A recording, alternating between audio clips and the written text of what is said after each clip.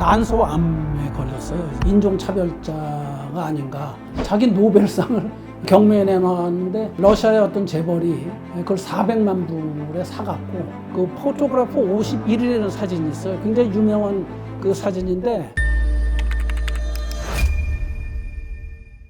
오늘날 DNA 이중나선 구조는 사실 생명과학의 꽃이라고 할 수 있고 바로 핵심이라고 할 수 있습니다. DNA 구조, 이중나선 구조를 밝혀내기 위해 정말 많은 과학자들이 그들 간의 경쟁과 암투가 있었다고 하는데요. 오늘은 이 모든 과학자들의 얘기를 듣기 위해서 치과계의 이야기 보따리꾼 김종관 교수님을 모시고 얘기를 해보도록 하겠습니다.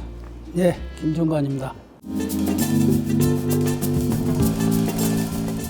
안녕하세요. 연세대학교 치과대학 이중석 교수입니다. DNA 구조를 발견한 사람이라고 하면 제일 유명한 두 분의 이름을 기억하고 있습니다. 왓슨과 크릭 이렇게 기억을 하고 있거든요. 왓슨이라는 사람의 이 이중나선의 책을 보니까 자기의 모습을 되게 희화화해서 썼더라고요. 재밌는 사람이다 라고 이렇게 생각이 됐었는데 크릭이나 왓슨에 대한 일화들 같은 건 없을까요?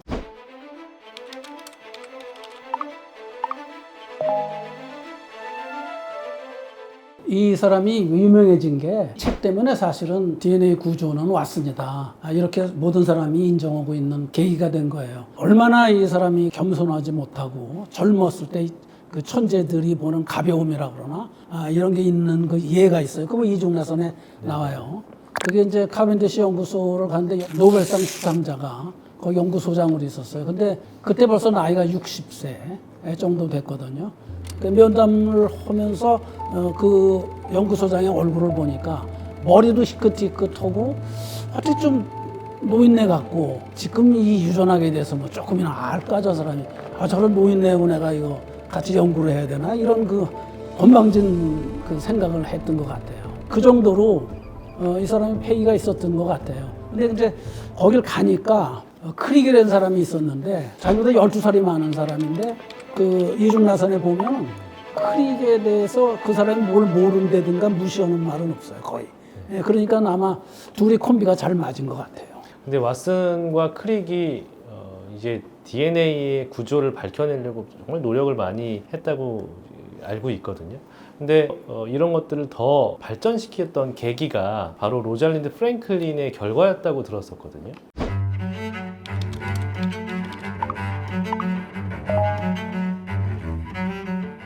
런던에 있는 킹스 칼리지에 윌킨스가 벌써 한 3, 4년 그 연구원지가 됐고 로살린드 프랭클린이라는 여자가 엑스레이 결정학을 공부하고 나서 거기로 왔어요. 그래서 윌킨스하고 로살린드가 같이 팀이 돼서 연구를 하는데 둘이 사이가 무척 나빴다고 그래요. 로살린드가 이 사람의 표현에 의하면 대든다 그러나 서로 친하지가 않아서 공유를 안 하고 서로 각각 연구를 하는데 로살린드 프랭클린은 굉장히 그 샤프하고 자기가 스스로 사진도 찍고 이제 연구를 많이 해내는데 거기서 얼마 견디질 못하고 또 다른 데로 연구소로 옮겨요.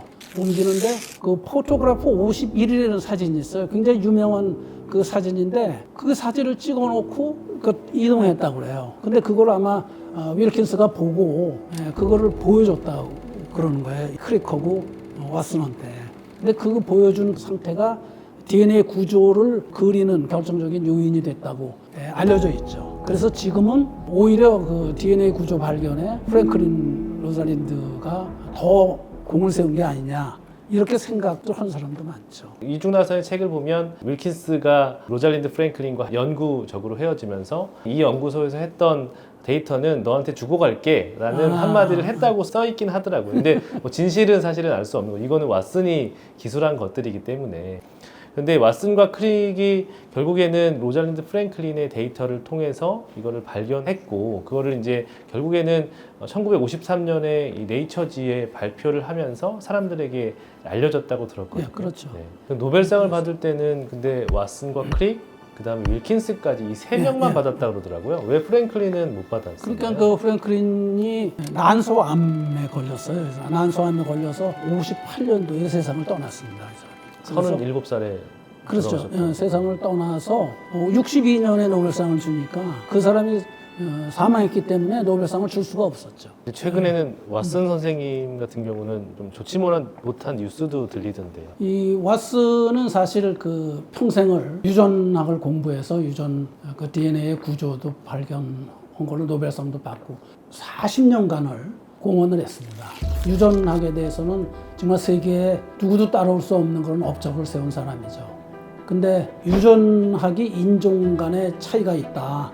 인종차별자가 아닌가. 나이 80대 그런데 휘말려서 콜드스프링 소장자리를 퇴임했어요.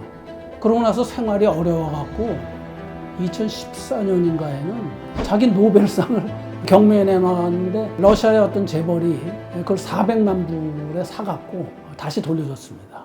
저도 그 뉴스를 듣고 당시에 되게 충격적이었었거든요. 근데 그 책을 다시 한번 보게 되면서 사실 지금 관점에서 보면 위험한 발언들이 되게 많거든요.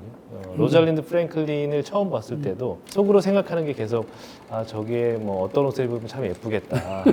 뭐 그리고 저녁에 파티에 가서 어떤 여자와 어떻게 놀까 뭐 이런 상상들을 하든 굉장히 우리가 말하는 과학자의 체면 있는 사람들의 그런 모습들은 사실은 아니었던 것 같거든요. 로잘린드 프랭클린은 58년에 사망을 했잖아요. 1980년부터 이 사람이 본격적으로 재조명되기 시작하는 거예요. 그래서 1980년부터 2023년까지 40년간 50여 개 이상의 상과 건물에 이름이 붙는 거 있죠. 영국의 그 포트머스 대학에 왓슨 홀이라고 있어요. 왓슨 홀을 이름을 지어버리고 로잘린드 프랭클린 홀이라고 2019년 9월부터 그렇게 이름을 바꾸는 그런 걸 봤을 때 37살에 죽은 프랭클린 로잘린드하고 96까지 현재까지 살아있는 왓슨하고의 인생이 과연 어떤 게 더 보람 있는가를 생각하게 하는 그런 상황이 됐습니다. 지금.